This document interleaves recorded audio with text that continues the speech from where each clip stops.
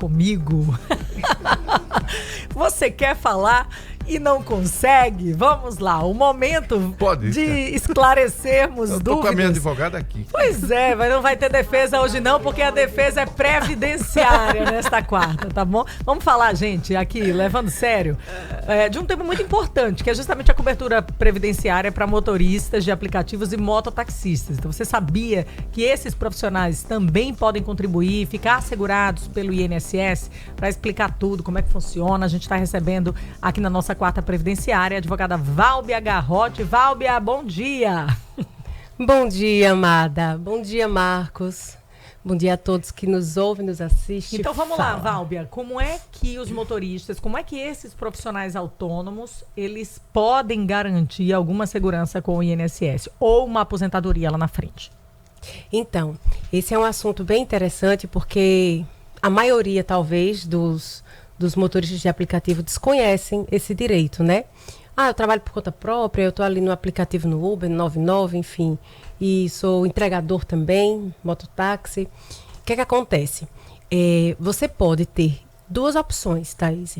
Eles podem optar pelo contribuinte individual, que a gente já falou aqui, ou eles podem contribuir pelo MEI. O que é que vai diferenciar um do outro? Né? Assim, desde a base de cálculo e a alíquota, isso é muito importante, como também há algumas diferenças. Por exemplo, de um modo geral, o MEI, se ele sofre um acidente, ele vai poder ter o benefício, que era o antigo auxílio-doença, incapacidade temporária, pode. Tanto como aplicativo, tanto quanto MEI ou contribuinte individual, pode. Mas se ele ficar, depois que ele se ausentar, precisar se restabelecer e voltar ao trabalho. Quando ele voltar ao trabalho, se ele ficar com alguma deficiência que dificulte o trabalho dele, ele não vai poder receber o auxílio acidente. Se ele for MEI. Se ele for contribuinte individual, aí ele consegue receber. Então, existe aí algumas nuances, né, que eu acho que a diferença assim, mais importante, que eu acredito que, como eles terminam vivendo, principalmente mototaxista, eles vivem muito sujeitos a riscos, né, e a um acidente e ficar de repente com uma dificuldade depois. Na hora dele pensar, ele tem que pensar, se eu me acidentar e eu ficar com uma incapacidade, uma diminuição, né, essa é a palavra mais precisa, uma diminuição no meu trabalho, porque alguma coisa ficou, né, devido a uma sequela devido a esse acidente. Então, se ele for MEI, ele não vai poder receber o auxílio acidente. Essa é a grande diferença assim, que a gente pode destacar hoje para que eles pensem em qual seria a melhor situação para eles optarem. Pode falar, Marcos, agora eu deixo. Ok, obrigado, Thaís. Válbia, perdão. Ele ficou emocionado. Fiquei emocionado. Eu nunca tirei, assim, né, a autoridade dele. Leu, tranquilo. Válbia, em relação ao processo de contribuição, ele tem o mesmo peso de qualquer outro trabalhador, ou esse processo de uberização criou um contribuinte diferenciado quando se envolve também o repasse para a Previdência? Veja, até 2019 não existia, né, essa categoria, que era do motorista de aplicativo. Eles não se enquadravam aí. Tinha essa... E aí veio uma lei que garante, por exemplo, garante isso, né, que ele coloque lá que ele é contribuinte individual, mas ele vai ter esse destaque que ele é motorista de aplicativo. Isso para a Previdência. E essa lei, o que é que ela trouxe mais? Ela trouxe, por exemplo, alguns critérios que você precisa ter. O licenciamento do veículo precisa estar ok. Então, assim, há uma lei que veio de 2019 para cá, que não existia para essa classe, que tanto demonstra quais são os direitos, como demonstra quais são os deveres. E eu acho que isso é muito importante. Por exemplo... Tanto em nível de cobertura, como também de cobertura pós-serviço. Se ele viesse a aposentar, por exemplo. E eu vou até além do pós-serviço, né, ainda ativo, por exemplo, para ele, enquanto trabalhador, tem também para as pessoas que a gente já ouviu falar assim, ai meu Deus, eu já soube que tem que... Graças a Deus eu nunca vi, assim, pessoalmente, mas dizem, e tem um cara que ele tá aí pagando uma pena, e a gente não sabia que ele era. Então, assim, com essa nova lei, também traz essa segurança para o cliente. Então, todo mundo ganha, todos os lados ganham. Mas voltando para a Previdência, que é o nosso assunto principal, o que é que acontece Na aposentadoria, o MEI, ele só vai se aposentar porque ele contribui com 5%, né? E aí, a base de cálculo dele, se ele optar por MEI, vai ser de um salário mínimo. Certo. Então, se ele se aposenta como MEI, ele vai ter, pagando 5%, que é a alíquota, ele só vai se aposentar por idade, ele não tem outra opção, tá? Mas, óbvio, que se for por incapacidade permanente, que era a aposentadoria por invalidez, ele vai ter sim o direito, mas tirando essa, não vai ter a de contribuição, como a gente conhece dos outros. Mas se ele quiser se aposentar enquanto MEI, por tempo de contribuição, as regras de transição que existem hoje, ele vai ter que sair da alíquota de 5% para 11%. Mas a base de cálculo vai ser um salário mínimo, tá? Mas, ele é trabalhador de aplicativo, mas ele diz assim, gente, eu não queria um salário mínimo, eu queria ter pelo menos 2 salários mínimos. Então, ele vai sair do MEI e ele tem que ir para o contribuinte individual. E aí, contribuinte individual, ele começa com 11%, que ele pode ter como base de um salário mínimo até o teto, enquanto contribuinte. Então, essas são as vantagens dele, né? É bom estar segurado, porque tem a questão do imprevisto e tem a questão do Perfeito. futuro. Então, de toda forma, esse é o caminho. E eu vou além, por exemplo, a gente está aqui só falando sempre, né, aposentadoria, mas essa pessoa que trabalha, vamos pegar uma mulher que é motorista de Uber, se ela vai ter um neném, ela vai ter direito a um salário maternidade. Se um deles, seja homem ou mulher, se eles falecem, a família está assegurada com a pensão. Então, não é só lá na frente uma aposentadoria, né? Cabe meio antes, você está cobertado antes, se você se acidenta, se você adoece.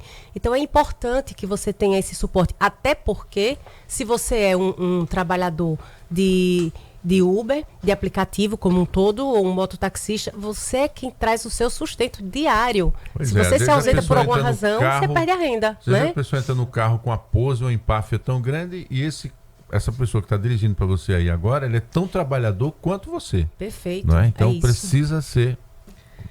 Válvia, precisa de respeito. Uma preocupação é com relação a pagamentos em atraso. É possível fazer pagamentos em atraso? Isso é uma pergunta muito boa, Thaís. Inclusive, essa semana eu atendi uma pessoa que estava exatamente com esse problema.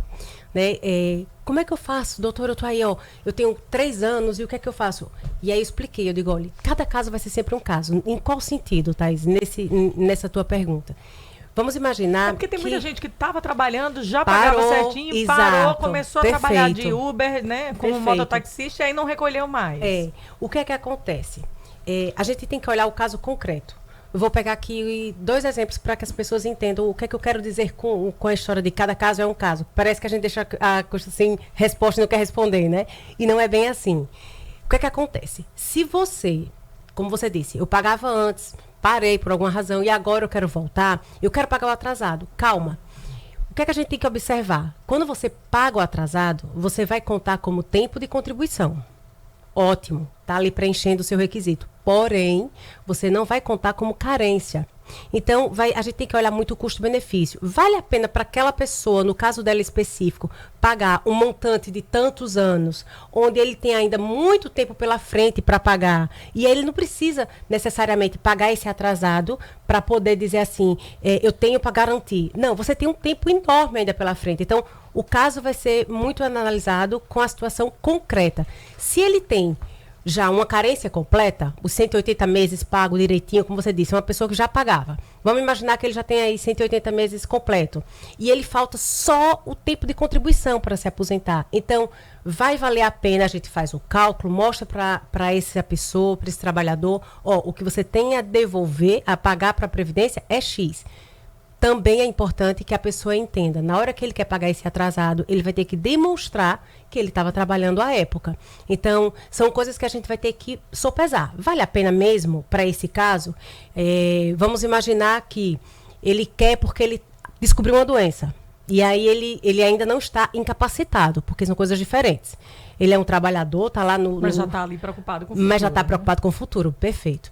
Ele quer pagar, para garantir, porque se ele ficar incapacitado, ele quer logo receber o benefício da incapacidade temporária. Veja, se ele tiver sem qualidade de segurado, aí, e ele precisar de um tempo de contribuição, a gente vai analisar isso. Porém, se ele além de precisar de tempo de contribuição, ele achar que vai cobrir a carência, que são de 12 meses, para esse benefício de auxílio temporário, ele não vai conseguir receber. Porque vai sempre bater na história da carência. A contribuição vai existir, mas a carência não vai... E a carência passa a contar a partir do momento que você volta a contribuir. Que você volta a pagar em dia. Porque não adianta você pagar, isso é importantíssimo, pessoal. Então Vocês não tem que ter regularização, tem que saber a data certinha. Exato, tem que saber a data certinha para pagar. Se você paga fora do prazo, vai incorrer na mesma coisa de pagar o atrasado. Eu pago, eu tenho tempo de contribuição, mas eu não tenho a carência. Então, as coisas, elas são interligadas. Uma coisa não está... As pessoas sempre acham assim, eu tenho tempo de contribuição e tenho idade. Não é só isso. Né? Então, assim, existem os outros detalhes que cada benefício requer, que é importante que as pessoas entendam. E é por isso que a gente está aqui, para que elas entendam e elas se organizem. Quer pagar a partir de agora? Paga, mas paga na data certinha. Se pagar em atraso, você vai incorrer nisso. Você não cumpre carência, cumpre tempo de contribuição. Lá na frente, isso vai pesar para você. É isso, a gente tenta dar uma contribuição com você para que você compreenda que é necessário ter um planejamento previdenciário. Isso.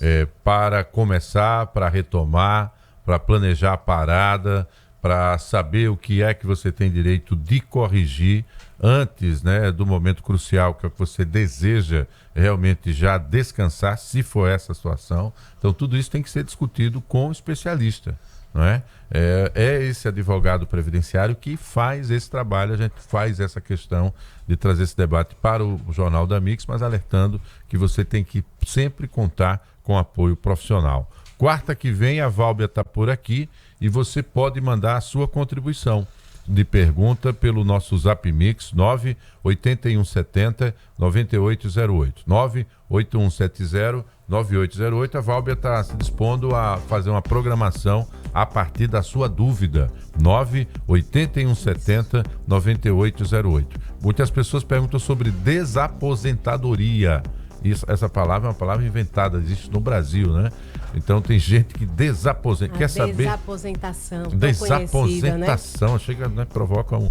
Aí você manda a sua pergunta que a gente coloca para a Válbia e ela se prepara e traz as respostas na próxima quarta-feira, a nossa quarta previdenciária. Dia produtivo para você, até a próxima, Válbia. Para todos nós, Deus abençoe a todos. Beijo grande, tchau, tchau. Beijo, Válbia, tchau, tchau. 7h39, vamos fazer um rápido intervalo.